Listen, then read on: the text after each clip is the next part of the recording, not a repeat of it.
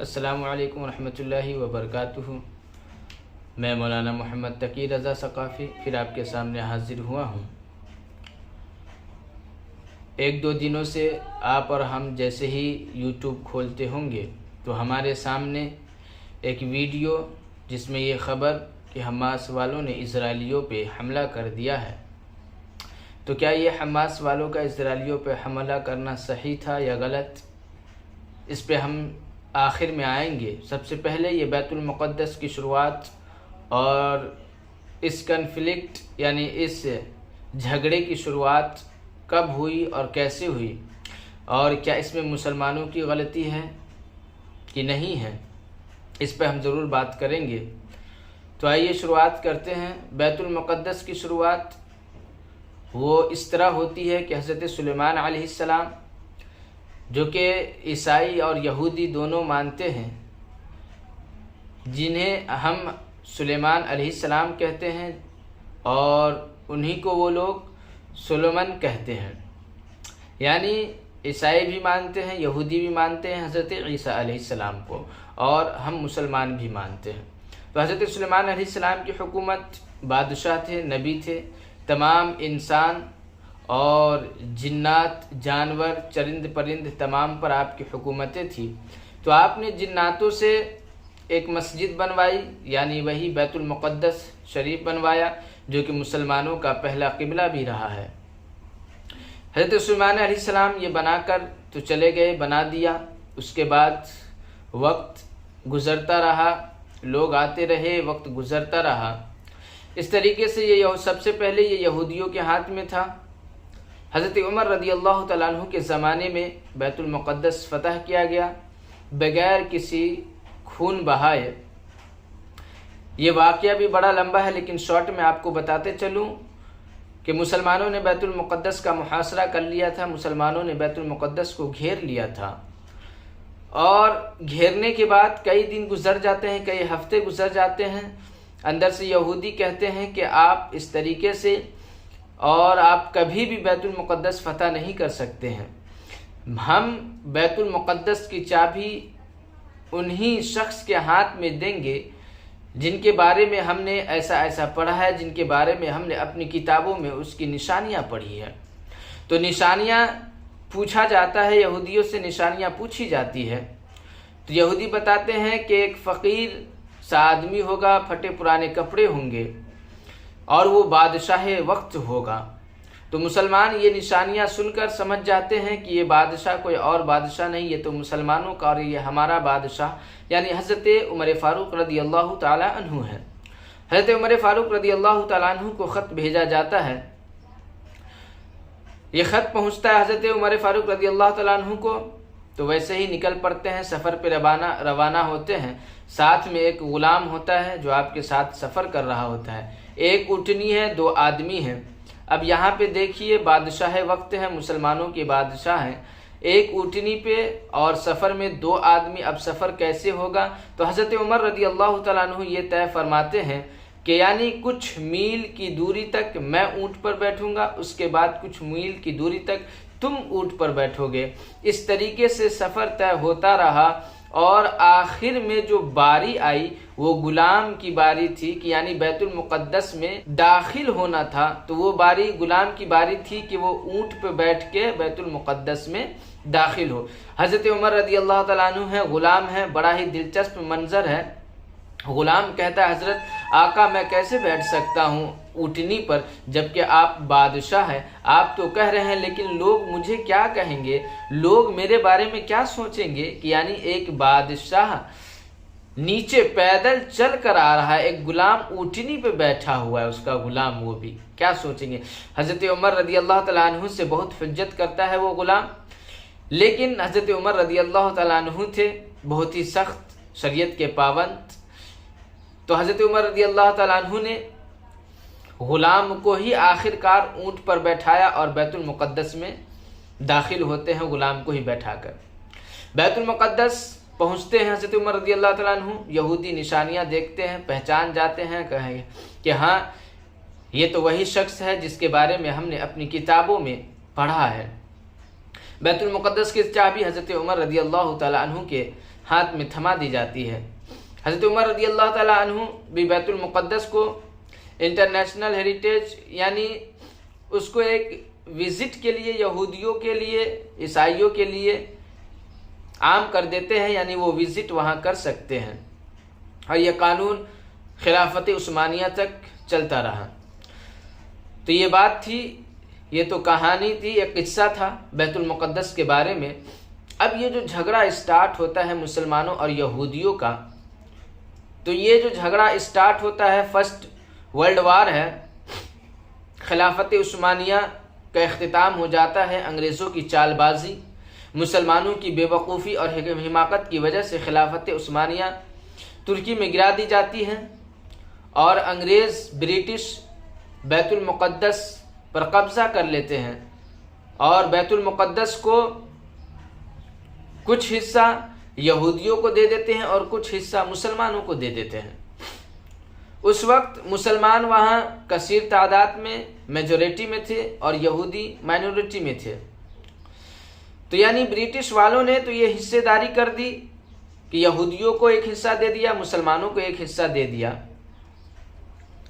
लेकिन उसके बाद हिटलर जब कत्लेआम करता है यहूदियों का जर्मनी में, तो वहाँ से यहूदी लोग भागकर बैतुल मुक़द्दस की तरफ सफ़र करते हैं। तो वहाँ भी मुसलमान क्या करते हैं कि खुले दिल से उनका स्वागत करते हैं, उनको कबूल कर लेते हैं कि भाई तुम पे जुल्म व सितम हो रहा है, आ जाओ, तुम हमारे पास आ जाओ, हम तुम्हें शेल्टर और पनाहगाह देंगे कि आगे चल के यही कौम हमारे पीठ में छुरा भोंकने वाली है। वक्त गुजरता रहा, तो इस तरीके से यहूदियों ने अब अपना पैर पसारना शुरू कर दिया कि यानी इतनी सी जगह में हम कैसे रहेंगे, हम दुनिया के पूरे यहूदियों को यहाँ पे ला के जमा कर देंगे। और यहूदियों ने किया भी वही कि पूरी दुनिया से यहूदियों को बुलाने लग गए बैतुल मुक़द्दस और अपना पैर पसारने लग गए। मुसलमानों को थोड़ी सी जगह में ढकेलने लग गए, उनको तंग से तंग करते रह गए, मुसलमानों के लिए जगह तंग करते चले गए। और मुसलमान बेवकूफ़ आपस में लड़ता रहा, तो आपस में लड़के अपनी ताकत को ख़त्म कर चुके थे। मुसलमानों के अंदर जो सबसे बड़ी गलती ये है कि वो किसी को लीडर नहीं मानना चाहता, यानी हर मुसलमान खुद ही लीडर बनना चाहता है।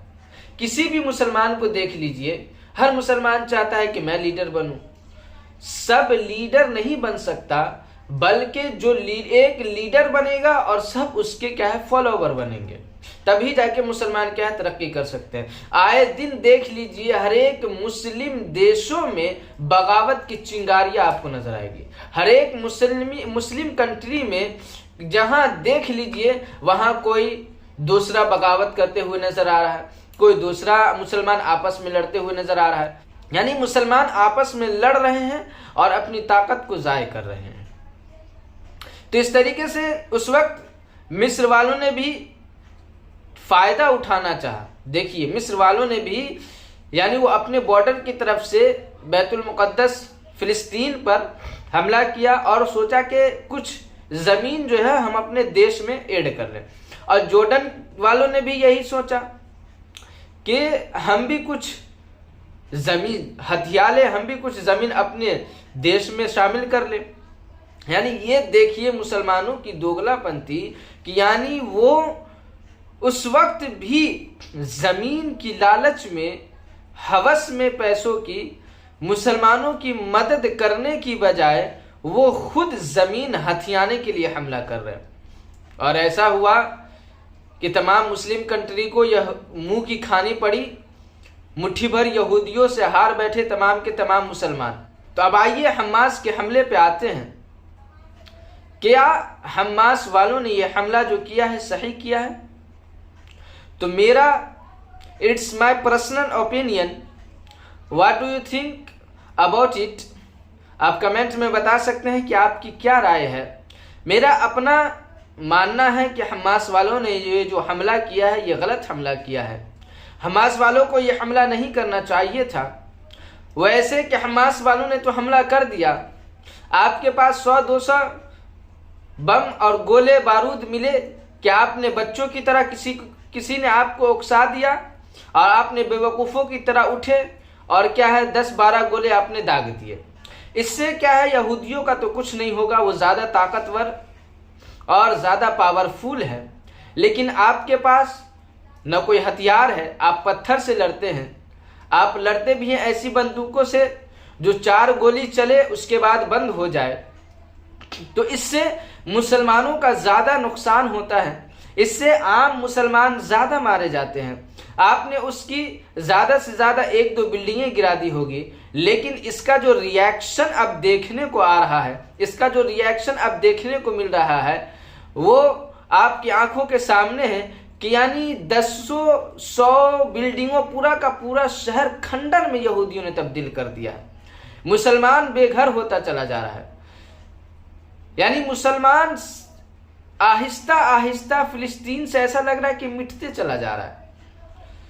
इसमें किसकी गलती है? तो इसमें भी मुसलमान और हमास वालों की गलती है कि यानी अगर हमला ही करना है तो पूरी प्लानिंग के साथ की जाए। ये नहीं कि आपके हाथ में किसी ने 10 गोला थमा दिया, आपको उकसा दिया और आप चले हमला करने, आप चले यहूदियों को शिकस्त देने, जिसे पूरी दुनिया शिकस्त नहीं दे सकती। अरे आप पहले के मुसलमानों की तरह मुसलमान नहीं रहे। हम पहले के मुसलमानों की तरह मुसलमान नहीं रहे कि 313 होकर भी 1000 पे गालिब आ जाएंगे। वो बद्र के मुसलमानों की तरह हम मुसलमानों के अखलाक और किरदार और ईमान नहीं हैं, जो हम 1000 हो के लाखों पे फतह और कामयाबी हासिल कर सकते हैं। हम अपने अल्लाह तबारक व तआला को नाराज़ किए बैठे हैं, जिसकी वजह से हमारा कसीर तादाद में होना भी कोई फ़ायदेमंद साबित नहीं होता। खैर, फ़िलिस्तीन में तो हम कम तादाद में है मुसलमान। तो दोस्तों, यही बातें थी जो आपके सामने करनी थी। मुसलमानों को इससे क्या सबक लेना चाहिए, मुसलमानों के लिए इससे क्या सीख है?